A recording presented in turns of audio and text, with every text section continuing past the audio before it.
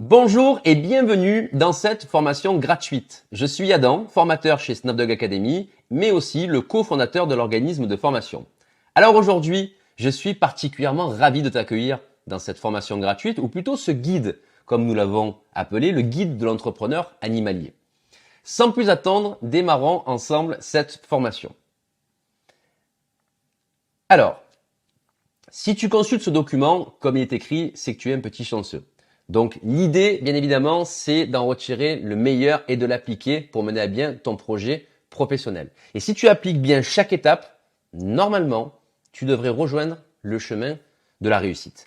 Alors c'est simple, nous te transmettons tous les éléments qui ont permis à chacun de nos élèves de réussir, mais nous aussi, nous avons appris par rapport à nos années d'expérience, nos années de réussite et aussi nos années d'échec. Parce que tu dois savoir que c'est dans l'échec aussi que tu apprends, mais bien évidemment, nous sommes là pour éviter au maximum que tu rencontres des échecs. Parce que oui, nous sommes formateurs, je suis formateur, mais ça ne veut pas dire qu'on n'a pas connu des échecs. D'ailleurs, c'est dans ces épreuves-là que nous avons grandi, que j'ai grandi, et je vais donc nous allons te livrer notre expertise au travers donc de cette formation gratuite. Alors, voyons ensemble le plan de formation. Tout d'abord, nous allons voir ce qu'est une entreprise de ouf. C'est un vocabulaire que nous utilisons. On va planter le décor. Je vais tout expliquer. Ne fantasme pas ton projet. Alors ça, c'est une partie qui attire particulièrement l'attention des personnes qui consultent ce document. Et nous allons voir pourquoi je parle de ne pas fantasmer son projet. Apprendre ton métier, c'est logique, mais c'est important de le préciser et de faire les bons choix. La création de ton entreprise, évidemment. Développer ton entreprise. Alors ça, évidemment, c'est la partie que je préfère. Et on a donc des sous-parties à l'intérieur de ce module-là, notamment le site internet. C'est inutile de le dire, mais on le dit quand même. C'est important, primordial d'avoir un site internet aujourd'hui. Les réseaux sociaux, c'est la même chose. Le parrainage, la carte de fidélité, la prescription. Et enfin, savoir investir qui va regrouper aussi différents éléments.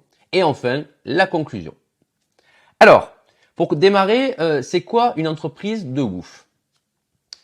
Évidemment, c'est une entreprise dans le domaine animalier. Mais au-delà de cette considération évidente, je vais aller plus loin. Parce que si tu veux, lorsque tu souhaites devenir toiletteur, masseur, naturopathe, éducateur, peu importe, ce sont des métiers où aujourd'hui, tu dois avoir comme principal objectif le bien-être des animaux. Ça, c'est quelque chose qui est très important. Mais avant ça, tu vas devoir suivre quelques étapes et donc je suis là justement pour te les livrer et pour tout te dire. Déjà, pour démarrer, il faut savoir dans quelle situation tu te trouves. Est-ce que tu as un emploi? Est-ce que tu es au chômage? En reconversion professionnelle? J'ai envie de dire peu importe parce qu'effectivement, ce qui va être important, c'est la passion qui t'anime de travailler avec les animaux. Mais attention parce que la passion n'est pas un gage de réussite. La passion, c'est un moteur. C'est-à-dire qu'effectivement, quand tu es dans un travail où tu n'es pas passionné, tu vas avoir du mal à te lever le matin, tu vas avoir du mal à aller travailler. Et lorsque, à l'inverse, tu es passionné par ce que tu fais, eh bien, tu vas passer plus facilement sur les différentes difficultés et généralement, tu vas beaucoup plus t'épanouir. Donc la passion est importante, mais elle ne résout pas tout non plus. Si tu veux aller plus loin dans ce guide, déjà, on va démarrer par se poser quelques questions. Pour commencer, est-ce que tu veux partager ta vie quotidienne avec des animaux? Alors, ça paraît tout bête ces questions-là, mais elles sont importantes pour savoir si tu vas dans le bon chemin. Est-ce que tu ressens le besoin d'une plus grande indépendance dans la société, de ne plus travailler comme un employé? Évidemment, les métiers pour lesquels nous formons généralement ouvrent à la création d'entreprise. C'est pourquoi nous posons cette question. Est-ce que tu as envie de pouvoir être fier de ce qui est important dans ce monde en dehors de l'argent ou des biens matériels? Je pense qu'aujourd'hui, cette question est vraiment d'actualité. Alors, si tu as répondu oui aux différentes questions, généralement c'est le cas si tu as téléchargé cette formation gratuite, alors tu es fait pour créer ton entreprise de ouf, donc dans le domaine animalier. Vivre de ses passions est de plus en plus courant chez les personnes qui cherchent quelque chose de différent lorsqu'il s'agit d'une reconversion professionnelle. On constate depuis quelques années, effectivement, que des personnes parfois qui sont extrêmement diplômées quittent leur emploi pour aller vers des métiers beaucoup plus passionnants, notamment les métiers animaliers. Alors elles choisissent de faire plutôt ce qu'elles aiment. Ça peut être la photographie, la vidéo, la musique, la composition de chansons, etc. On a beaucoup d'exemples. Et évidemment, le domaine animalier. Alors, il y a une phrase très importante que j'aime beaucoup. Je l'ai écrite, je ne peux pas dire qu'elle est de nous, de moi en tout cas. C'est une phrase qui nous anime et qu'on aime bien répéter à nos élèves. Tu dois créer la différence et non l'indifférence. Alors ça, c'est quelque chose qui est très important. On verra ça un petit peu plus tard, mais créer la différence, ça veut dire créer une identité propre à toi et ne pas faire comme les autres font. C'est-à-dire qu'il ne faut pas que tu cherches ce qui marche actuellement et recopier tout de A à Z. Non, tu dois faire une entreprise, proposer des services qui te ressemblent et qui sont différents pour qu'on puisse t'identifier et surtout que tu puisses attirer vraiment des futurs clients qui te ressemblent et qui viennent par rapport à ce que tu es et par rapport à ce que tu proposes. Dis-toi une chose, on ne peut pas plaire à tout le monde, ça c'est certain. Donc il faut que tu puisses pratiquer ton activité ou tes activités de la manière qui soit le plus agréable possible. Le 2, ne fantasme pas ton projet. Alors, tu veux à tout prix créer ton salon de toilettage ou une autre activité. Là, on a pris cet exemple-là. Tu cherches un local pour proposer des futurs services de massage ou encore de naturopathie.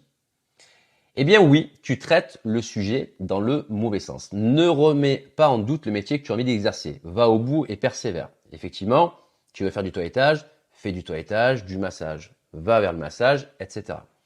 Par contre, comme il est dit, ne fantasme pas ton projet. C'est-à-dire que tu ne dois pas imposer ta manière de proposer tes services.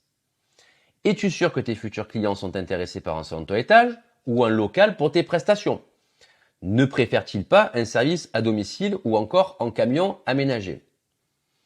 Effectivement, j'ai beaucoup de personnes qui nous contactent et qui sont très arrêtées, on va dire, au niveau de l'idée qu'ils ont de leur projet. Ils veulent créer un salon de toilettage, ils veulent... Voilà. Ce qu'il est important de faire, c'est effectivement d'aller vers le métier qui t'attire. Ça, c'est indéniable. Par contre, la mise en place du projet, les services que tu vas proposer et la manière de les proposer, tu vas devoir sonder tes futurs clients. Donc justement, comme il est dit, tu te demandes alors comment avoir cette information, ou plutôt ces informations, comment ajuster ton projet en fonction de la demande du client.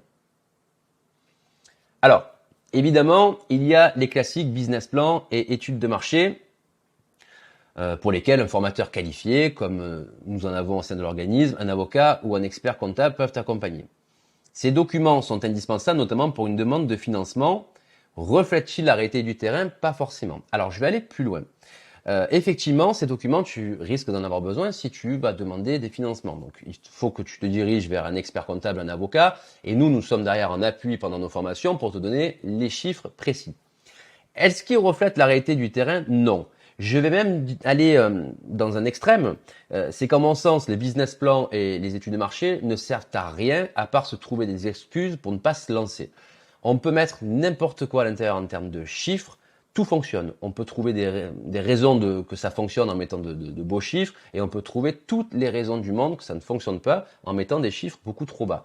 Donc en réalité, ces documents sont importants pour la mise en place d'un financement ou autre, mais pour la mise en place de ton projet par rapport à la réalité du terrain, crois-moi, non, ça ne reflète pas du tout la réalité du terrain et au contraire, c'est plutôt un frein pour lancer son projet professionnel. Alors aujourd'hui, nous sommes en possession d'outils formidables qui peuvent apporter des réponses concrètes de manière rapide, simple et gratuite. Leur nom, oui, les réseaux sociaux, Facebook, Instagram, TikTok, etc. Alors c'est des outils qui sont très importants pour développer ta clientèle, qui sont même indispensables, et pour créer une communauté. Mais ça, on y reviendra plus tard. Alors Facebook est particulièrement intéressant pour étudier ton projet.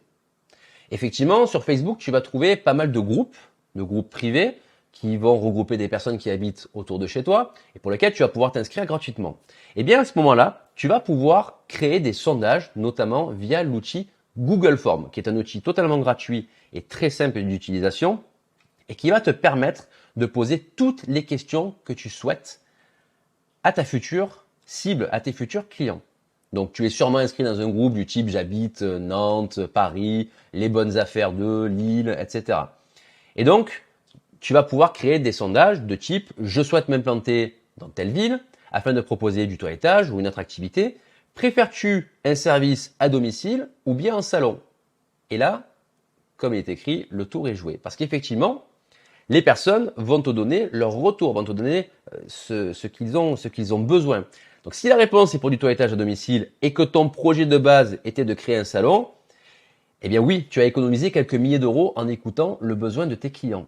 Cela ne t'aura rien coûté et tu auras réalisé ce sondage de chez toi. C'est simple, rapide, efficace. Et pourtant, crois-moi que cette pratique n'est pas assez utilisée.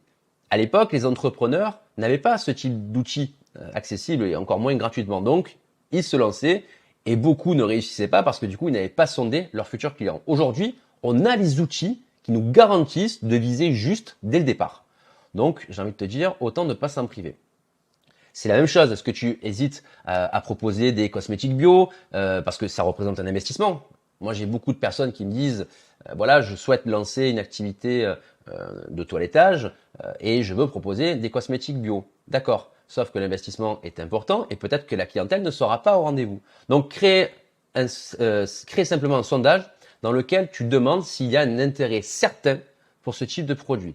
Et surtout, quel serait le tarif qu'il serait prêt à payer pour ce type donc de prestation.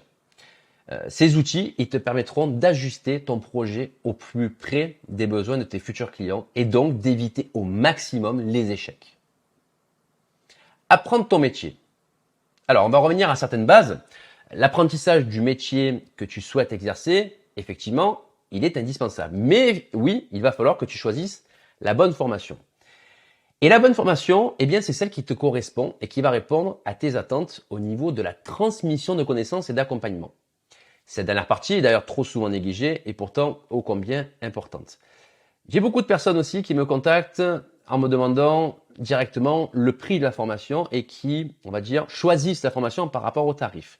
Alors, je sais que le tarif est important, c'est le nerf de la guerre et c'est une donnée primordiale pour la mise en place du projet. Mais ce qu'il faut savoir, ce qui est le plus important lorsque tu contactes des organismes de formation, c'est de comprendre le projet qui t'est proposé et de choisir l'organisme de formation, non pas en fonction du montant, mais en fonction du projet. Et lorsque tu choisis ton organisme, si tu as les finances, lance-toi. Si tu n'as pas les finances, ne te rabats pas vers un autre organisme moins cher. Attends, économise et lance-toi de cette manière. Alors, c'est un peu comme une recette de cuisine. Je vais prendre cet exemple. Si je te demande de me réaliser un plat, je te donne les ingrédients, mais je garde la recette pour moi. Eh bien, il te sera difficile de réaliser le repas. Eh bien, l'accompagnement personnalisé dans une formation, c'est la même chose. Si des professionnels et formateurs ne sont pas à tes côtés pour t'accompagner dans ton projet professionnel, en fonction de tes besoins, tu risques de rencontrer des difficultés pour la mise en place de ton projet. Lorsque tu choisis un organisme de formation, tu dois t'assurer d'être au contact quotidien, régulier et exclusif avec des formateurs. Tu ne peux pas te permettre, pour la mise en place de ton projet professionnel, d'être suivi par des conseillers pédagogiques qui n'ont jamais touché d'animaux. Et le premier contact que tu vas avoir bien souvent avec un organisme de formation va être déterminant. Si tu tombes sur une plateforme téléphonique avec des vendeurs ou des commerciaux, pose-toi certaines questions. Donc, ce n'est certainement pas la secrétaire du centre de formation ou encore un conseiller pédagogique qui vont t'aider dans la réalisation concrète de ton cursus et donc de ton avenir professionnel. Donc, il est important de savoir quels seront tes interlocuteurs. Alors, choisis donc une formation dont l'accompagnement est exclusivement réalisé par des professionnels dans le métier ciblé. Si tu veux être accompagné dans le toilettage, il faut qu'il y ait un formateur en toilettage. Si tu veux être accompagné dans la naturopathie, il te faut un naturopathe. C'est indéniable. Alors, le contenu théorique est aussi très important et indispensable. Un cursus complet doit te donner des connaissances larges dans le domaine animalier. Il est primordial d'acquérir des notions dans l'alimentation, l'anatomie, l'éthologie, la réglementation. Et ça, c'est très souvent oublié et mis de côté par les personnes qui veulent se former sur des métiers pratiques comme le toilettage, le massage. Oui, il est important de pratiquer ces métiers pour pouvoir les exercer et donc l'entraînement pratique est indispensable. Par contre, Tu ne peux pas te permettre de ne pas avoir les bases dans le domaine animalier, comme il est ciblé ici, comme il est dit ici, alimentation, anatomie, éthologie, parce que demain, lorsque tes clients vont venir te poser des questions sur le comportement, sur l'alimentation, si tu es incapable de répondre, tu ne passeras pas pour un professionnel aux yeux de ton client. Et de plus, tu dois aussi parler le même langage avec les autres professionnels animaliers. Lorsque tu vas échanger avec un vétérinaire, avec un éducateur ou autre, si tu ne comprends pas un mot de ce qui est dit, ça va pas faire très sérieux. Être un professionnel compétent dans le domaine animalier, c'est en maîtriser l'ensemble des connaissances essentielles et indispensables. Comme je te l'ai dit, c'est l'assurance d'être crédible aux yeux de tes clients et autres professionnels que tu seras amené à côtoyer. Tu dois pouvoir répondre à des questions diverses et variées sur le comportement et encore au sujet de l'alimentation, comme je te l'ai dit. Donc la pratique est essentielle, mais la théorie l'est tout autant. Alors, une formation en ligne ne veut pas dire qu'il n'y a pas de stage, bien au contraire. En tout cas, chez nous, on met à disposition des conventions de stage pour que tu puisses exercer sur le terrain. D'ailleurs, ces conventions de stage sont illimitées, c'est-à-dire que tu as un nombre de conventions qui est totalement illimité. Tu peux donc faire autant de stages que tu souhaites en fonction de tes besoins. Ton évolution est suivie au travers du contenu que tu envoies, comme des photos, des vidéos, des visioconférences en direct avec les formateurs. On a beaucoup de moyens d'échange pour suivre ton évolution au niveau de la pratique.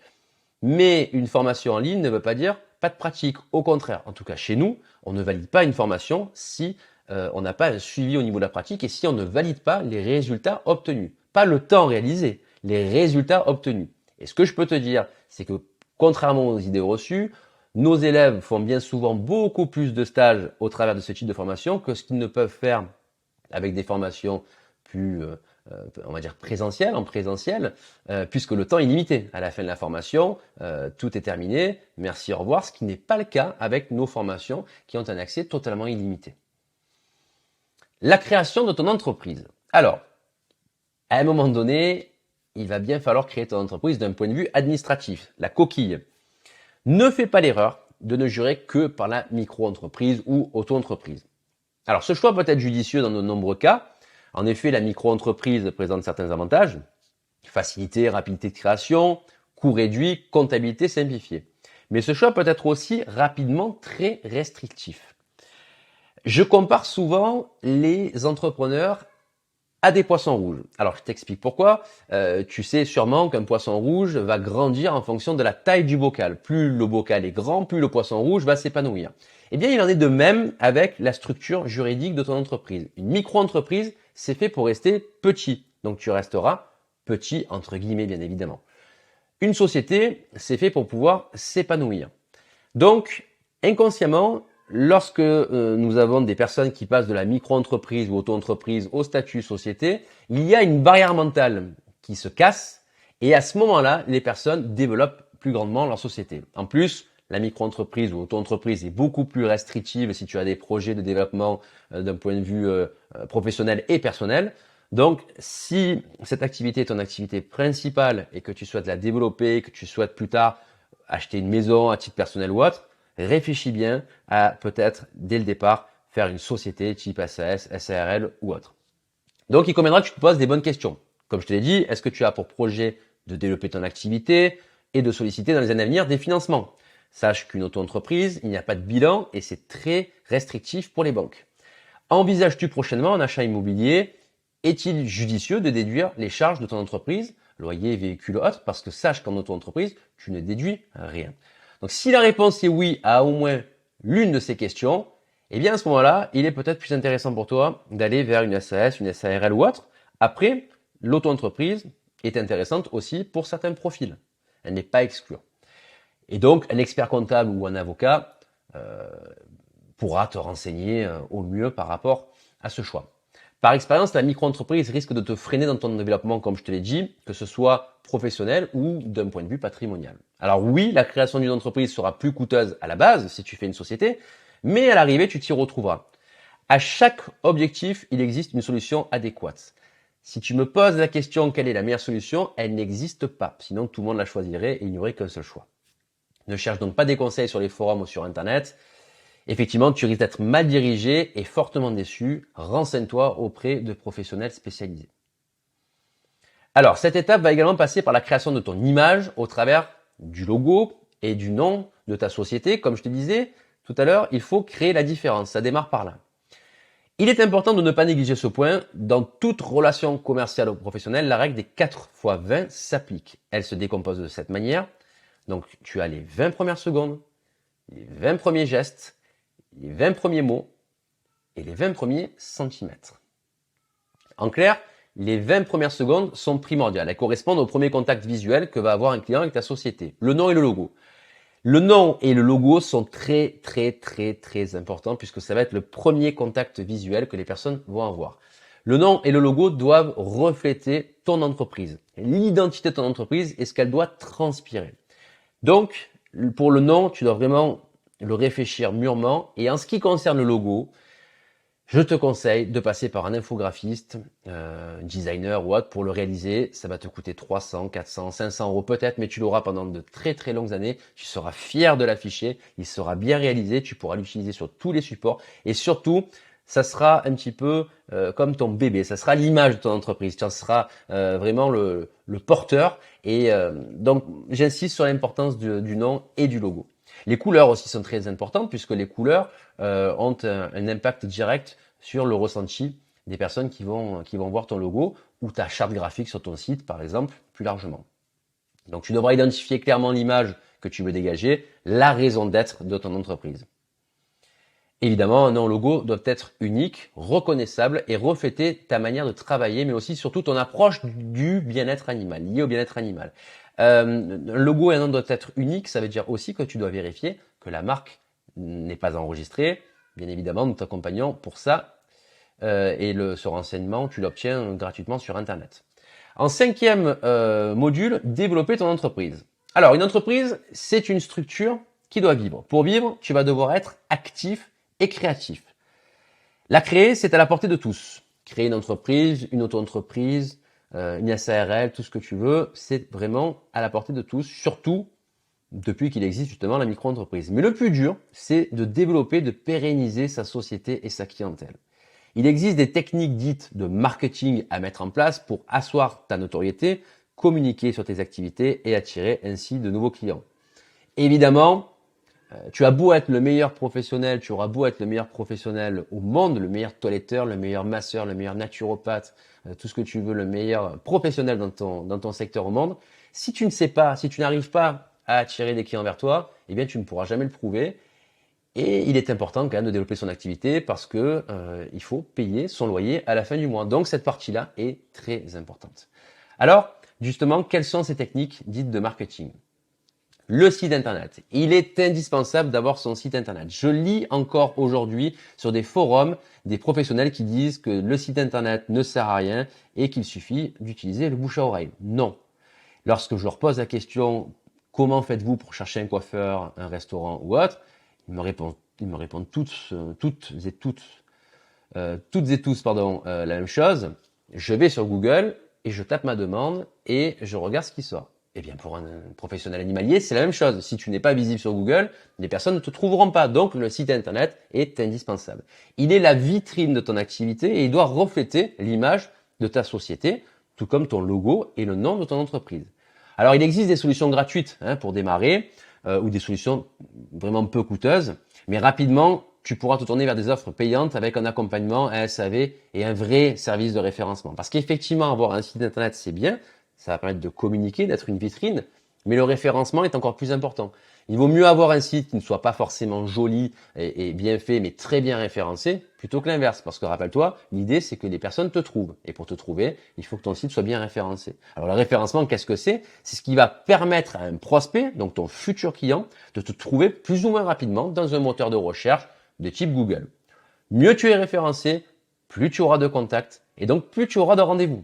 Les rendez-vous étant intimement liés à ton chiffre d'affaires, tu comprends l'importance de ce référencement. Dès que tu peux, il faut donc investir dans ton site internet. Tu observeras les résultats et la rentabilité très rapidement. En parallèle, effectivement, tu vas devoir créer une page professionnelle Facebook et une page professionnelle aussi Instagram. C'est indispensable. Il est inutile de créer des posts chaque jour. Tu vas perdre du temps. Par contre, il faudra être régulier dans tes publications et surtout, ce qui est très important de faire, c'est de mettre en place une stratégie de communication et de s'y tenir. Alors ça, c'est quelque chose que nous, on met en place avec nos élèves au cours de rendez-vous, au cours d'ateliers. On met en place une stratégie avec des types de posts précis à des jours fixes et nos élèves s'y tiennent et postent régulièrement. Alors, afin de maintenir l'intérêt de ton audience, tu pourras publier, par exemple, une fois par semaine. C'est pas grave. Ce qu'il faut, c'est être régulier. Il est préférable pour toi et pour eux de prendre du temps entre les publications afin qu'ils ne soient pas lassés par ce que tu vas dire. Et surtout, à un moment donné, tu n'auras plus forcément d'idées, plus grand chose à dire. Essaie de ne pas créer des posts 3 jours d'affilée, puis plus rien les 2 semaines suivantes. Cela va faire perdre l'intérêt de tes abonnés à te suivre et surtout, les algorithmes vont totalement t'abandonner. Parce que rappelle-toi que Facebook, Instagram, TikTok et tous les réseaux sociaux fonctionnent avec les algorithmes et donc tu vas devoir jouer dessus. Donc le maître mot, c'est la régularité. Encore une fois, il vaut mieux poster une fois par semaine de manière régulière plutôt que 3 jours d'affilée et puis rien faire pendant 15 jours. Les réseaux sociaux sont un formidable moyen de communiquer sur l'identité de ton entreprise et les prestations que tu réalises. C'est à ce moment-là que tu vas devoir exprimer ta vision du bien-être animal, ta vision du métier. C'est à ce moment-là que tu vas communiquer vraiment sur ce que tu fais et la manière dont tu le proposes. Instagram mettra en avant tes plus belles photos et tu donneras des conseils et développeras une vraie communauté, même si aujourd'hui, Instagram met beaucoup en avant les Reels, c'est-à-dire les petites vidéos que tu tournes en format portrait. Et Facebook, ça mettra en avant donc ton activité et la raison d'être de ton entreprise.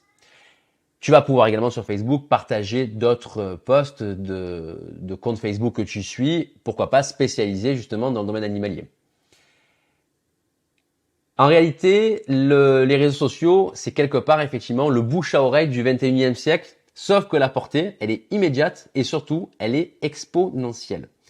Donc, il est également possible de créer et important des publicités payantes pour attirer tes futurs clients. Très clairement, aujourd'hui, plutôt que de dépenser 200 € dans des flyers, dépense 200 € dans de la publicité sur les réseaux sociaux qui soit bien ciblée et tu verras que tu auras beaucoup plus de résultats que des flyers que la majorité des gens jettent à la poubelle dès qu'ils les reçoivent.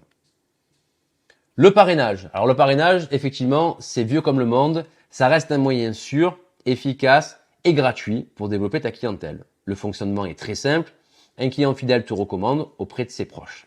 Le filleul et ou le parrain, ça c'est à toi de voir, bénéficie d'une remise sur la prochaine prestation au travers de cette recommandation. Donc le parrain t'envoie une personne. Est-ce que tu fais une remise immédiate à la personne qui t'a envoyé? Oui, non, c'est à toi de faire ce choix-là. Et la prochaine fois que le parrain vient pour une prestation pour son animal, à ce moment-là, tu vas lui faire une remise ou un cadeau. C'est à toi de créer ton offre de parrainage attrayante. N'oublie pas qu'il faut qu'elle soit rentable aussi. Tu ne vas pas offrir non plus une prestation, mais si tu proposes des accessoires ou autres, tu peux faire aussi un petit cadeau. C'est à toi de déterminer ce que tu souhaites offrir. La carte de fidélité. Alors ça, les clients, ils adorent. Ils adorent être récompensés de leur fidélité. La carte de fidélité, c'est un moyen peu coûteux et simple de conserver tes clients le plus longtemps possible. Alors bien sûr, il faut que tu fasses du travail de qualité, évidemment. Et cette carte de fidélité, ça permet d'offrir une remise ou un cadeau au bout d'un certain nombre de prestations effectuées. Je pense que tu as toi aussi des cartes de fidélité qui soient sous format papier ou sous format numérique. Et nous sommes nombreux à apprécier ce genre de fidélisation. La prescription. Alors la prescription, tu dois te créer un réseau de professionnels dans le domaine animalier pour plusieurs raisons. Tes clients vont souvent te demander conseil. Il est intéressant de pouvoir les rediriger vers des professionnels de confiance qui seront capables de les prendre en charge. Si par exemple tu as un chien qui est dans ta clientèle et qui a des problèmes de comportement, il sera intéressant lorsque le client te demandera de le rediriger vers un éducateur comportementaliste compétent. Compétent, c'est important parce que il faut aussi qu'il soit content des services de ce professionnel, sinon ça risque de te retomber dessus. Donc le choix des professionnels est primordial et surtout cela va accroître la confiance que le client a en toi. Alors ce ne doit pas être bien sûr à sens unique. C'est la même chose dans le sens inverse, les professionnels doivent être en mesure de te recommander aussi. Donc pour cela, tu peux également déposer des flyers ou des cartes de visite chez les vétérinaires, refuges, associations et commerçants de proximité. Les flyers et les cartes de visite sont intéressants dans ce type de structure, pas dans les boîtes aux lettres. Enfin, pour cette partie, savoir investir. Pour bien mener à bien ton projet, ton projet, tu as su investir de l'argent pour la formation et pour la création de ton entreprise, et notamment l'investissement pour le matériel. Par contre, beaucoup sont réfractaires à l'idée d'investir par la suite dans sa publicité et son marketing en général. Tout le monde n'est pas Coca-Cola ou Apple pour dépenser des millions d'euros dans des spots publicitaires. Sache toutefois que quelques centaines d'euros peuvent avoir un énorme résultat sur ta société. Pour cela, il faut soit te former aux techniques de publicité sur Facebook, sur Google AdWords, soit faire appel à un expert. Nous, on te conseille de choisir la deuxième option qui est beaucoup plus sûre. Alors, comme je te disais tout à l'heure, le premier réflexe qu'ont généralement les professionnels, les futurs professionnels dans le domaine animalier, c'est d'imprimer des flyers pour les distribuer dans les boîtes aux lettres ou sur les marchés. Ça va te coûter 200, 300 euros et tu vas toucher très peu de personnes et la majorité vont jeter le papier. Alors que si tu dépenses la même somme, tu vas pouvoir impacter plusieurs milliers de personnes. C'est-à-dire que tu vas avoir plusieurs milliers de personnes qui vont regarder ta publication, ce qu'ils ne font même pas lorsqu'ils ont le flyer, puisque généralement, comme je te disais, ils le jettent directement. Alors oui, c'est un coût, mais de toute manière, ce coût-là, tu l'aurais dépensé. Et si tu ne le dépenses pas, eh bien, je t'invite et je t'incite fortement à le faire. Alors, tu peux démarrer des petits budgets, tu peux démarrer par 10 euros par semaine, 100 euros par mois, 50 euros par mois, peu importe. Mais l'idée, si tu veux, c'est de te rendre compte de l'intérêt et de l'impact que vont avoir ces publicités et après, au fur et à mesure, de développer ton budget publicitaire. Et le mieux pour le faire, effectivement, c'est de passer par une agence qui va te coûter un petit peu d'argent, effectivement, mais qui va t'en faire économiser également beaucoup parce qu'elle va cibler directement les bonnes personnes et donc tes pubs seront directement impactantes.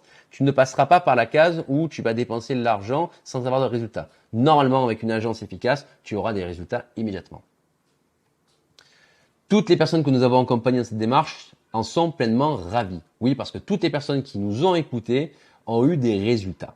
La plupart ont commencé avec 50 ou 100 euros par mois et certains dépensent 1000 euros par mois. Oui. Alors, c'est pas dans tous les cas de figure, puis ça dépend de la manière dont tu souhaites développer ton activité.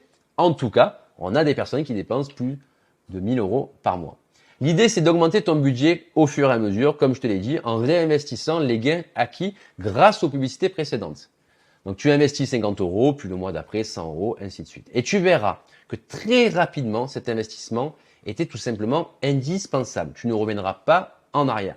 Comme je le raconte souvent, lorsque nous avons repris avec Virginie le premier salon de toilettage que nous avons eu, nous avions à peu près 300 clients. À l'époque, nous avions lancé un site internet, nous étions passés par une agence et nous avons fait un petit peu de publicité. Eh bien, sache qu'en 6 mois d'activité, nous avons doublé la clientèle.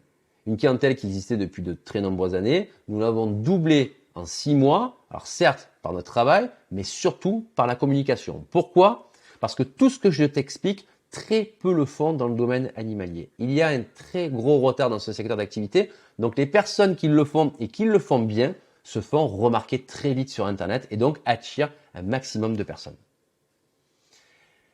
Revenons sur un point très important abordé tout à l'heure, le statut juridique. Le développement de ton entreprise doit être pris en considération dès sa création. Tu dois t'assurer que tu es prêt à relever tous les défis qui se présentent à toi en sachant quel statut juridique convient le mieux aux besoins de ton entreprise et à la manière dont elle se développera à l'avenir. C'est ce que je te disais dès le départ. Si tu souhaites développer ton activité sur le long terme et que c'est ton activité principale, réfléchis bien à quel statut juridique tu vas devoir choisir. Pour conclure, vivre de sa passion n'est pas donné à tout le monde. Il faut de la persévérance ainsi que des connaissances dans le monde animalier et entrepreneurial. Maintenant que tu connais toutes les étapes, applique-les et n'en néglige aucune. L'objectif de ce guide est de te donner toutes les étapes à respecter pour que ton projet soit une réussite de la manière la plus simple possible.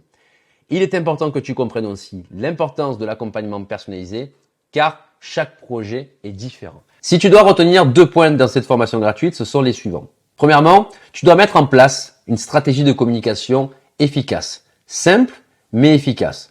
Aujourd'hui, très peu de professionnels animaliers ont un site internet, très peu aussi communiquent sur les réseaux sociaux. Il y a un très gros retard dans ce domaine-là. Donc, qu'est-ce qu'on constate? Eh bien que les professionnels qui ont une stratégie de communication, qui ont un site internet, qui partagent des informations sur les réseaux sociaux, arrivent à se faire connaître très rapidement. C'est simple à comprendre. Lorsqu'une personne va chercher un professionnel, elle va le faire sur un moteur de recherche, dans les réseaux sociaux. Donc si il n'y a pratiquement que toi, eh bien c'est toi qui vont contacter en premier parce que tu ressortiras parmi les premiers résultats de recherche. La deuxième chose très importante concerne ton choix au niveau de la formation.